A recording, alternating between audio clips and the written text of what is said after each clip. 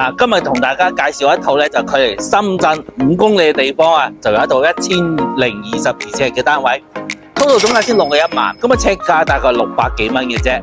Let's go 上去睇下。嗱，話咁快上到嚟上邊啦吓，咁呢套1000尺嘅單位啊，總面積咧就去到1022尺。首先見到門口位置就緊隨部分啦。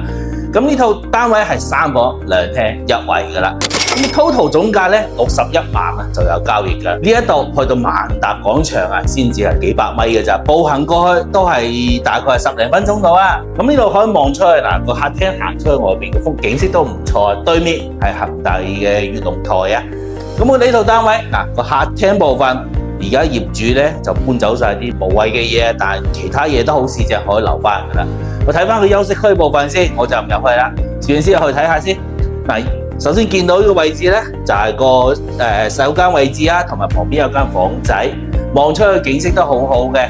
咁成套單位嚟計咧，就係而家係33樓，唔係頂層嚟嘅。我哋呢個總樓高咧係34層，好多人都唔中意天地樓層啦。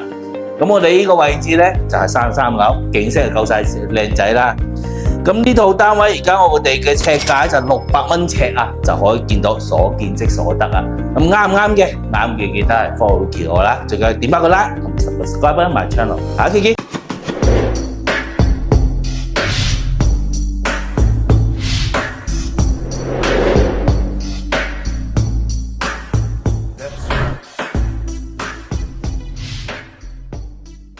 深圳惠州筍盤日日 update，like 同埋 subscribe my channel， 一齊了解更多筍盤啦！